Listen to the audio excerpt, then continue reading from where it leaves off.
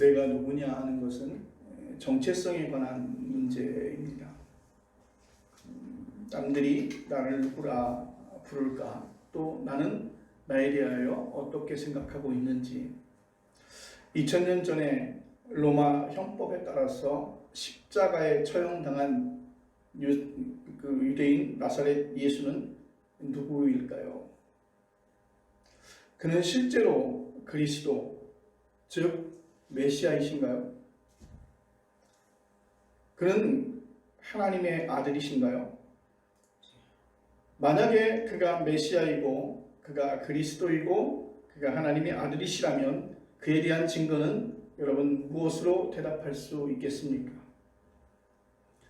예수님께서 공적으로 활동하기 시작할 때부터 마지막 순간까지 늘 함께 따랐던 질문이 있습니다. 그 질문은 바로 예수는 누구인가? 라고 하는 질문입니다. 예수는 누구인가? 그 질문에 관한 논의를 신학에서는 그리스도론이라고 그렇게 말하고 있습니다. 저는 오늘 신약 성경에 나온 몇 가지 유형의 질문을 여러분과 함께 나누고자 합니다. 마태복음 11장 13절 말씀에 보면 오실 그이가 당신 오니이까 우리가 다른 일을 기다리오니까. 침례 요한이 감옥에서 제자들을 예수님께 보냅니다. 그리고 예수님께 이런 질문을 드린 겁니다. 오실 그이가 당신입니까? 아니면 우리가 다른 사람을 기다려야 합니까? 라고 질문한 것입니다. 당시 유대인들은 메시아를 기다리고 있었습니다. 세월이 험악할수록 메시아를 향한 그 큰 소망, 그 대망은 더 뜨거울 수밖에 없었던 것이죠. 유대인들은 이미 로마 제국의 식민지가 되었고 예루살렘 성전은 부패하였으며 바리새인을 비롯한 종교 엘리트층은 어려움에 내몰린 그 많은 사람들을 지켜주지 못했고 그들과 함께하지 않았습니다. 총체적으로 패배주의에 떨어져 있었던 것입니다. 이때 광야에서 불을 토하듯 회개를 설교했기에 사람들이 침례 요한을 들어서 그가 메시아일지 모른다는 그런 생각을 하였습니다. 그 침례 요한은 헤롯 왕의 부도덕한 행위를 비판하다가 감옥에 갇히게 됩니다. 곧 죽게 될 것입니다. 절박한 심정으로 침례 요한은 제자들을 예수님께 보내서 물은 것입니다. 당신이 우리를 구원할 그리스도이십니까?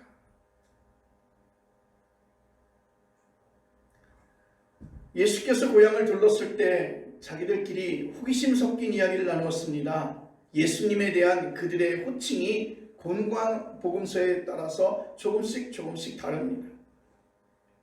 마태복음은 13장 55절에 예수님을 소개할 때 이는 목수의 아들이 아니냐.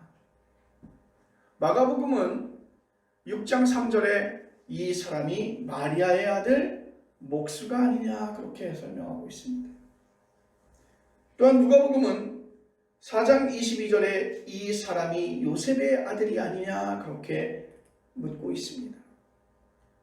그들은 예수를 그리스도라고 전혀 생각하지 않았습니다. 또한 당신 자신에 대한 여러 소문을 들었던 예수님께서 제자들에게 이런 질문을 합니다. 사람들이 나를 누구라고 말하느냐? 사람들이 나를 누구라고 말하느냐? 그렇게 물었을 때 제자들은 그렇게 말합니다. 예수님을 침례 요한이다, 엘리야다, 예레미야다, 선지자 중에 한 사람이라고 그렇게 이야기합니다 라고 그렇게 답변해요. 그때 예수님께서는 다시 제자들에게 재차 질문합니다. 그렇다면 너희는 나를 누구라 하느냐? 그러면 너희를 나는 누구라 하느냐? 세상의 사람들은 나를 선지자 중에 한 사람으로 이야기하고 있는데 그렇다면 내 곁에서 나하고 함께 생활하고 있었던 너희는 과연 나 예수를 누구라 하느냐? 그때 베드로가 나섭니다. 주는 그리스도시요 살아계신 하나님의 아들이십니다. 마태복음 16장 16절에 이렇게 말씀하고 있어요. 이 대답이 기독교의 정통 신앙 고백으로 자리를 잡게 된 것입니다. 예수님께서 체포당한 뒤에 1차로 사내들인 공회 법정에서 신문을 받았어요. 대제사장 가야바가 피고 예수님께 질문합니다. 마태복음 26장 63절의 말씀. 내가 하나님의 아들 그리스도인지 우리에게 말하라. 내가 하나님의 아들 그리스도라면 우리에게 그 증거를 보여달라고 이야기하는 것입니다. 그런데 예수님께서는 직접 그곳에서 가타부타 대답하지 않았습니다. 인자가 권능의 우편에 앉아 있는 것과 하늘 구름을 타고 오는 것을 당신들이 보게 될 것이라 그렇게 말씀하고 있습니다. 간접적으로 바로 내가 메시아임을 그들에게 알리신 것입니다. 그때 예수님의 답변을 들었던 대제사장은 예수님을 신성모독이라고 하는 판결을 내리게 됩니다. 예수님께서는 사내들인 공회 신문이 끝난 뒤에 빌라도의 로마 법정으로 끌려갔습니다. 그리고 마태복음 27장 11절에 보면 빌라도는 예수님께 또한 이렇게 질문합니다. 내가 유대인의 왕이냐? 내가 유대인의 왕이냐? 예수님께서도 이번 또 마찬가지로 빌라도의 질문에 그 어떤 말씀도 하지 않으셨습니다. 요한복음에는 유대인과 예수님 사이에 벌어지는 그리스도론 논쟁이 나옵니다. 유대인들은 당신이 우리 조상 아브라함보다 크냐고 물으면서 당신 정체를 밝히라고 예수께 요구합니다. 예수님께서는 이번에도 직접 대답하지 않으셨습니다. 대답해봐야 그들이 믿지 않을 게 분명하기 때문에, 이런 궁극적인 문제는 말로 설명할 수 없기 때문이기도 합니다. 구원 개념에 대한 이해가 달라서 그 견해가 달라질 것입니다. 만약 그들이 강력한 카리스마로 로마 제국을 몰아내고 유대민족을 세계에서 선도적인 나라로 만드는 것을 그리스도의 일이다, 즉 메시아의 사명이라고 생각한다면 예수 그리스도는 그들에게 아무런 의미를 전달할 수 없는 인물이었던 것이죠. 오늘 본문에 따르면 이 논쟁 끝에 유대인들이 예수님을 돌로 치려 하였습니다. 지금까지 여러분에게 말씀드렸던 내용을 통해서 볼 때 예수님이 누구냐, 즉 예수님께서 그리스도인지 아닌지에 관한 논쟁이 예수님 생애 전체에 들어서 치열했다는 사실이 분명하게 드러나고 있습니다. 오늘 설교 본문도 그런 논쟁에 관련된 내용입니다. 바리새인들이 모였을 때 예수님께서 그들에게 이렇게 질문합니다. 마태복음 22장 42절이죠. 너희는 그리스도에 대하여 어떻게 생각하느냐? 누구의 자손이냐? 바리새인들은 아주 명확하고 명시적인 답을 합니다. 다윗의 자손입니다 라고 대답합니다. 이들의 대답은 유대의 전통에 따른 것입니다. 그들은 다윗 가문에서 메시아가 온다고 생각했어요. 예수님도 본래 다윗의 자손입니다. 마태복음 1장 1절이 이미 이렇게 우리에게 증거하고 있습니다. 아브라함과 다윗의 자손 예수 그리스도의 계보라. 아브라함과 다윗의 자손 예수 그리스도의 계보라. 예수님의 질문에 대한 바리새인들의 대답에서 그들이 생각하는 그리스도론을 우리는 확인할 수 있는 것입니다. 다윗은 아주 위대한 인물이죠. 고대 이스라엘을 통일시킨 왕이었습니다. 예루살렘 원주민인 여부수족을 굴복시키고 예루살렘을 이스라엘의 중심 도시로 만들었어요. 왕궁도 세웠고 그의 아들 솔로몬이 성전을 건축할 수 있도록 모든 준비를 마치고 그는 죽음을 맞이합니다. 유대 역사가들이 다른 왕들을 평가할 때 다윗이 왕의 기준이 될 정도였습니다. 다윗 왕조를 제외하고 이스라엘 민족을 생각할 수 없었습니다. 그리스도를 다윗의 역할에서 찾았던 그들의 눈에 예수님의 모습은 결코 그리스도라 말하기 좀 어려웠을 것입니다. 오늘 본문은 이런 바리새인들의 논리를 무너뜨립니다. 다윗이 위대한 인물입니다. 그것은 우리가 서로가 논쟁할 가치조차도 없을 정도로 다윗은 위대한 인물이기 때문이죠. 그런데 다윗이 아무리 훌륭한 왕이었고 아무리 큰 업적을 만들었고 그리고 그들이 존경받을 만한 그런 대상이었지만 다윗조차도 구원받아야 될 인물이라는 사실에 대하여 우리는 재차 논의할 필요가 없는 것입니다.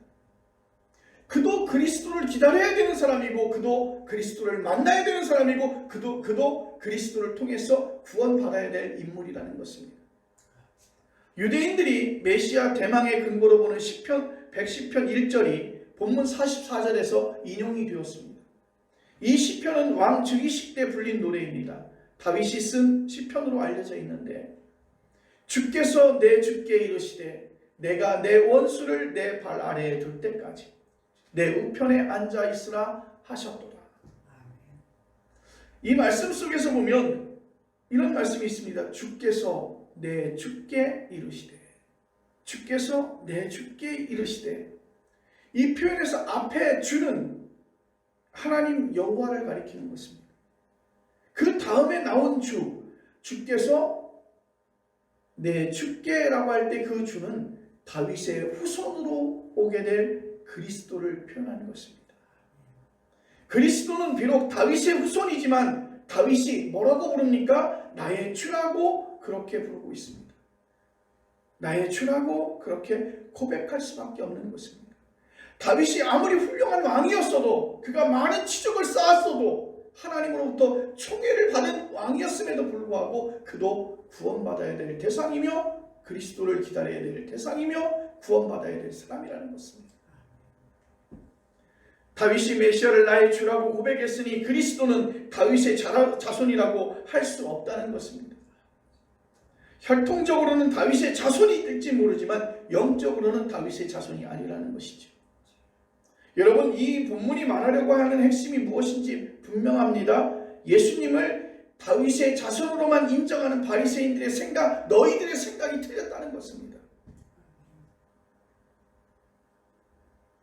그러니까 다른 뜻으로 표현하면 다윗의 혈통을 통해서 그리스도가 오신다고 하셨는데 너는 그냥 그리스도가 아니라 그냥 다윗의 혈통일 뿐이다라고 얘기하는 거예요. 그래서 바리새인들을 통해서 너희들의 생각이 틀렸다고 말합니다. 예수 그리스도는 다윗보다 우월하고 아브라함보다 더 크신 분이라는 사실을 다시 한번 재차 강조하고 있습니다. 예수님께서는 아브라함이나 다윗이 넘볼 수 없는 신적인 권능을 지니신 우리를 구원할 구원자 메시아 그리스도이기 때문인 줄로 믿습니다. 이런 설명으로 예수님의 그리스도 논쟁은 끝이 났을까요? 마태복음 22장 46절은 이 논쟁 이후에 아무도 예수께 시비를 거는 사람이 없었다고 말했어요. 그러면 오늘 이 예수님께서 하신 이 말씀을 통해서 이제 예수님이 어떤 분이라 하는 것을 의심치 않았고 그들이 그 말씀에 순종하고 순응하고 따랐느냐 이렇게 이해할 수 있었겠지만 실제로는 여전히 논란이 많았습니다. 그리고 그 논란은 지금 21세기를 살아가는 우리들에게도 여전합니다. 예수께서 인류 구원자인지 아닌지가 모든 사람이 인정할 정도로 완전하게 끝이 난 것이 아닙니다. 우리는 끊임없이 예수께서 그리스도시며 하나님의 아들이라는 사실을 우리는 계속해서 변증해야 합니다. 그럴 책임이 있습니다. 여러분, 믿기만 하면 되지 변증은 무슨 변증이냐 하고 생각하면 우리는 기독교의 전통에서 벗어나는 것입니다. 지난 역사에서 기독교인들은 세상 사람들이 알아들을 수 있는 말과 개념과 생각으로 자신의 믿음을 변증했습니다. 그래서 철학과 대화하고 과학과 대화를 했습니다. 하나님께서 살아가시는 세상과 거기서 사는 사람들에게 구원을 알아듣도록 설명하고 그 믿음으로 삶을 살아내야 되는 것에 대하여 그를 그리스도로 믿는 사람들의 가장 중요한 소명이었습니다. 여러분, 우리는 예수 그리스도를 많은 사람들에게 증명해야 될 책임이 있는 사람이고 우리는 그 말씀을 전해야 될 책임이 있는 사람이고 그것이 바로 우리에게는 가장 중요한 소명인 줄로 믿으시기를 바랍니다. 예수님께서 그리스도인지 근거는 무엇인지 이런 질문 앞에 우리 자신이 실존적으로 먼저 서야 한다는 것입니다. 예수 그리스도는 여러분의 그리스도요 구원자이신가요? 그렇게 질문받았을 때 우리는 어떻게 답변할 수 있겠습니까? 그리고 그걸 어떻게 알 수 있습니까? 그리고 다른 사람에게 어떻게 예수 그리스도가 구원자이며 메시아인 것을 우리는 설명할 수 있겠습니까? 근본에서 우리는 예수님과 나의 구원 문제를 진지하게 생각해 보신 적이 있으십니까? 죽은 다음에 천국 갈 수 있는 보증수표가 예수님이라고 생각하는 분들도 있겠죠. 어떤 그리스도인은 예수님을 훌륭한 도덕서 선생으로 그렇게 받아들이고 있습니다. 여러분 교회 나가시면 교회에서 들려지는 선포되는 말씀이 나쁜 짓 하라고 설교하지 않습니다. 착한 사람 되라고 이야기하죠. 그렇게 착한 사람 되라고 말을 들으니까 좋은 거야. 그래서 우리 교회에 와서 적당한 어떤 신앙적 양심을 통해서 그 신앙적인 어떤 종교적 양심을 통해서 우리는 그 가치를 찾으려고 하고 있는지 모릅니다. 어떤 사람들은 예수 믿어서 물질과 건강의 복을 받을 수 있다고 그렇게 고집하고 생각합니다. 예수 믿으면 물질의 복이 있습니다. 예수 믿으면 건강의 복이 있습니다. 예수 믿으면 복을 받습니다. 그렇게 증거합니다. 심리적인 위로를 받을 수 있다고 그렇게 생각할 수도 있습니다. 그들은 구원을 재물과 건강과 도덕성, 심리적인 위로 등으로 여기는 것입니다. 이런 것 때문이라면 굳이 예수 믿을 필요까지는 없지 않을까요? 어린이 교육 상담과 심리 치유에서 뛰어난 실력을 발휘하고 있는 TV에 요즘에 TV 틀면 계속 나오는 오은영 박사를 멘토로 삼으면 충분하지 않을까요? 먹을거리와 식당 운영에서 압도적인 능력을 발휘하고 있는 백 대표를 선생으로 모시면 되지 않을까요? 여러분 또한 제가 이렇게 말씀을 드리는 건 그분들의 능력이나 그분들이 하시는 일들을 갖다 폄하하기 위해서 낮춰보려고 해서 하는 것이 아닙니다. 예수님은 그리스도라고 하는 예수가 그리스도라고 하는 그 사실은 즉 예수 믿고 구원받는다는 기독교의 복음은 그런 노력과 차원이 아예 다르다는 사실을 저는 말씀드리고 싶은 것입니다. 예수님을 오해한 바리새인들과 유대인들과 대제사장들과 로마 총독과 가룟 유다처럼 오늘 우리도 그리스도 논쟁에서 즉 구원론에서 중심을 놓칠 수 있다는 것입니다. 기독교 신앙의 핵심은 결국은 그리스도론입니다. 다시 묻습니다. 여러분에게 그리스도는 누구십니까? 여러분에게 예수님은 누구십니까? 여러분에게 구원은 과연 무엇입니까? 여러분 그리스도라고 하는 말이 무엇입니까? 크리스토스라고 하는 말의 번역어입니다. 크리스토스는 히브리어 메시아의 번역인데요. 그 의미는 본래 기름 부음을 받은 자입니다. 기름 부음을 받은 자. 왕정 시대에는 왕들이 기름 부음을 받았어요. 그리고 왕정 이후 시대에는 제사장들이 그 기름 부음을 받았어요. 왕정도 무너지고 성전 체제도 무너지면서 그들은 다윗의 후손 가운데 유대 민족을 구원할 메시아가 온다고 그들은 소망하고 있었던 것입니다. 예수의 제자들도 초기 그리스도인들은 유대인들이 대망하던 메시아가 바로 예수님이라고 그렇게 선포했습니다. 그래서 예수라고 하는 이름에 아예 그리스도라고 하는 이름까지 붙여서 호칭합니다. 우리가 다 알고 있듯이 예수 그리스도. 예수 그리스도. 우리가 그리스도, 즉 구원자를 말한다는 것은 우리가 구원받아야 될 존재라는 사실을 전제하고 있는 것입니다. 수렁에 빠진 사람이 건짐을 받아야 하듯이 여기서 수렁은 무엇을 말합니까? 죄라고 말씀드릴 수 있죠. 죄를 교만이라고 바꿔서 생각해 보십시오. 혹은 자기 사랑이라고 말해도 좋습니다. 교만과 자기 사랑은 우리를 수렁에 빠지게 하는 근본 세력입니다. 기독교 신학에서 교만과 자기애를 죄의 본질이라고 말하는 이유는 여기서 빠져나오는 게 불가능하다는 데 있습니다. 우리는 본성적으로 반복해서 자기를 사랑하고 교만스럽게 삽니다. 잠시 겉으로 겸손한 모양을 취하고 있지만 실제로는 매우 교만합니다. 앞으로는 그렇게 말합니다. 제가 참 부족합니다. 그런 말을 하죠. 여러분, 국회에서 청문회 할 때 보십시오. 질의하는 사람들에게 아주 상투적인 말이 있습니다. 존경하는 무엇 의원님, 뭐 이렇게 질문하지 않습니까? 그렇게 답변하지 않습니까? 실제로 그들이 존경해서 그렇게 이야기할까요? 근데 상투적인 얘기예요. 제가 참 부족합니다. 사랑이 부족합니다. 제가 참 미숙합니다. 그렇게 말하지만 그 미숙하다고 하는 말에, 참 부족하다고 하는 말에 여러분 교만스러움이 살아있는 거예요. 아마 그 속으로 그 표현을 말하면 제가 참 부족합니다라고 말하는 사람들은 제가 참 부족합니다, 연약합니다 그렇게 말하지만 실제로 그 안에서 나는 자신 있어 라고 생각하지 않습니까? 존경하는 누구라고 이야기하지만 실제로 내가 너보다 더 위에 있어 그렇게 생각하고 그렇게 존경한다는 말을 하지 않습니까? 심지어 오늘의 치료 심리학은 자기 긍정이라고 하는 말로 적당한 교만과 적당한 자기애가 필요하다고까지 그렇게 말하고 있습니다. 교만과 자기애로 무장한 현대인들이 행복할까요? 그들이 과연 자유로울까요? 그들 가운데 평화와 안식을 누리고 살아가고 있을까요? 교만과 자기애에 묶여있는 한 죄의 세력에 떨어져 있는 그 죄의 세력 속에 우리가 파묻혀 있는 한 우리의 삶은 충만하게 누릴 수가 없다는 것입니다. 생명은 하나님의 선물입니다. 진짜 보석을 가져본 적이 없어서 가짜 보석이나 비슷한 유사한 것에 솔깃해서 사는 것입니다.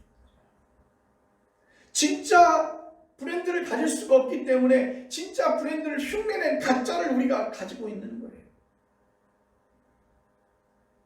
스스로 속는 것입니다. 여러분, 갈증이 심한 사람이 설탕물이나 술만 마시는 것과도 같습니다. 불쌍한 인생이죠. 아무리 목이 말라도 바닷물을 먹을 수는 없는 거예요. 아무리 갈증이 쏟아져도 그 바닷물을 먹어서는 안 되는 것이죠. 왜? 그 물은 계속해서 우리에게 갈증을 유발시키는 것이기 때문이죠. 여러분, 진짜를 찾아야 되지 않겠습니까? 그 무엇으로도 우리의 영혼은 채워지지 않습니다. 그걸 억지로 채우려고 우리는 다른 방법들로 애를 쓰고 있는 것이에요. 그러다 보니까 우리는 불쌍한 삶을 살아갈 수밖에 없는 것입니다. 아무리 노력해도 이런 일이 반복된다는 사실을 알고 있던 우리의 신앙의 선조들은 그렇게 기도합니다. 우리를 불쌍히 여겨 주옵소서. 우리를 긍휼히 여겨 주옵소서. 주여, 우리를 불쌍히 여기시고 우리를 긍휼히 여기셔서 우리를 구원하셔서 그렇게 기도하는 것입니다. 평범하게 사는 사람들의 애환을 잘 몰라서 드리는 말씀이 아닙니다. 여러분, 그러나 변치 않는 것, 생명은 하나님의 선물입니다. 여러분, 우리는 구원받아야 될 대상입니다. 우리는 하나님의 피조물로, 우리는 반드시 예수의 이름으로 구원받아야 될 대상임을 여러분 기억하시길 바랍니다. 여러분, 우리 속에 있는 자기 교만과 자기 사랑을 여러분 좀 내려놓으시길 바랍니다.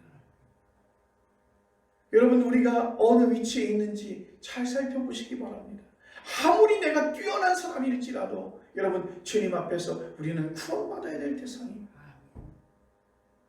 세상 가운데 우리가 아무리 뛰어나고 아무리 월등한 그런 위치에 있을지라도 우리는 예수님 앞에 작아지고 우리는 구원받아야 될 대상인 줄로 믿으시길 바랍니다. 여러분, 다윗 또한 그렇게 예수님을 내 주라고 표현하지 않습니까?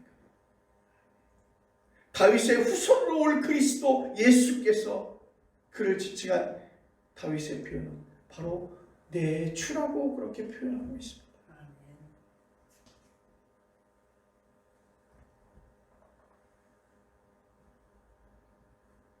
하나님 없이도 대충 남에게 나쁜 소리, 싫은 소리 하지 않고 가능한 넉넉한 삶을 살면서 인생을 즐기는 것으로 만족한다고 생각하는 분들도 있을 것입니다. 적당히 교회 나가고 적당히 종교인의 행사를 하고 적당히 사람들에게 존경받는 사람으로 그리고 이런 인생 살아가면 되지 않겠느냐고 생각할 수도 있습니다. 여러분, 실제로 우리가 그 바깥에 있는 삶의 모습들을 우리가 이해한다고 하더라도 이 세상 바깥에 얼마나 힘들고 어려운 애환이 있는지 충분히 가늠할 수 있습니다. 저는 오늘 이 시간 그 애환을 무시하는 것이 아니라 그들의 삶의 모습들이 힘들고 어려운 것을 무시하는 것이 아니라 저는 성경에서 말씀한 대로 예수를 그리스도로 경험한 사람들의 삶의 태도를 전하고 싶은 것입니다.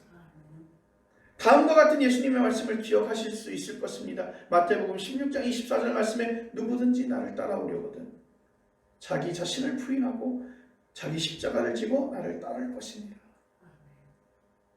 마태복음 19장 21절에 내 소유를 팔아 가난한 자들에게 주라. 그리하면 하늘에서 보화가 내게 있으리라. 그리고 와서 나를 따르라. 여러분, 이 말씀 두 말씀 가운데서 여러분 중요하게 중복되는 말씀이 있어요. 어떤 말씀입니까? 그렇게 하고 나서 나를 따르라. 나를 따르라. 누구든지 무엇을 하고 그리고 나서 거기서 그치는 것이 아니라 나를 따를 것입니다. 내게 있는 모든 것을 가난한 자들에게 나눠주고 그리고 와서 나를 따르라. 예수님을 따른다는 말은 그를 그리스도로 경험했다는 뜻인 줄로 믿습니다. 그리스도의 경험은 곧 구원의 경험인 것입니다. 여러분 생각해 보십시오. 누가 자신을 부인합니까? 그리고 자신의 십자가를 지고 예수를 따라가겠습니까? 그가 구원의 그 경험을 하지 않았다면. 여러분, 자신의 소유를 팔아 많은 사람들에게, 가난한 자들에게 나눠줄 수 있는 것, 그리고 주님을 따르는 것은 여러분 구원의 경험이 없다면 이렇게 할 수 없는 것입니다. 그런 경험을 한 사람은 세상의 다른 세력에서 지배받지 않습니다. 다른 것들이 매우 작아 보이는 것이죠. 예전에는 그것 때문에 살아왔고 그것 때문에 목숨을 다했고 그것 때문에 수고로움 때문에 지쳐가면서도 그 일을 했던 것인데 구원 경험을 하고 나니까 그렇게 목숨을 걸었던 그 모든 일들이 아주 작게 보이는 것입니다. 그런 영혼의 자유를 가리켜서 자기를 부인하고 예수를 따르는 것이라고 복음서는 우리에게 말해주고 있는 것입니다. 여러분, 완전히 자유로운 사람으로 살아가기 얼마나 어렵습니까? 여기저기 기웃거립니다. 자고 우면하고 있지 않습니까? 우쭐하기도 하고 낙심하기도 합니다. 영혼의 자유와 의로움과는 거리가 먼 삶을 살아가고 있습니다. 여전히 죄의 세력에 우리는 붙들려 있기 때문인 것입니다. 여전히 교만하고 여전히 자기에 몰입해서 우리는 살아가고 있습니다. 죽을 때까지 죄의 노예라고 하는 실존에서 완전히 벗어날 수는 없습니다. 영혼의 자유에 가까이 갈 뿐입니다. 그런데 여러분 실망하지 마십시오. 기쁜 소식이 있지 않습니까? 여러분, 성경을 우리는 복음서라고 부르고 복음이라고 부릅니다. 하나님께서 외아들을 세상에 보내셨다고 하는 소식이 바로 복음인 것입니다. 그를 믿는 자는 하나님께서 의롭다고 인정하신다는 소식을 우리에게 주셨습니다. 바로 구원하신다는 뜻이죠. 상식적으로 말이 안 되나요? 믿을 수 없습니까? 인류 역사에서 아주 특별한 사건이 유일무이한 전무후무한 일이 예수께 일어났다고 말입니다. 놀라지 마십시오. 그를 믿는 자는 구원을 받습니다. 의롭다는 인정을 받습니다. 구원의 능력과 의로움의 능력에 기대어 살아갈 수 있는 것입니다. 그런 의미에서 예수님은 우리의 그리스도이십니다. 사랑하는 귀한 성도 여러분, 그리스도 논쟁은 아직 끝나지 않았습니다. 전 인류 역사에서만이 아니라 우리 개인의 운명에서도 끝나지 않았습니다. 여러분이 지금 몇 년을 살았으며 앞으로 몇 년을 더 살아갈지 모르겠으나 예수님께서 그리스도라는 사실이 여러분의 삶의 인생의 연륜과 더불어서 더 깊어지고 더 깊어지고 더 깊어지기를 진심으로 권면합니다. 기도하겠습니다.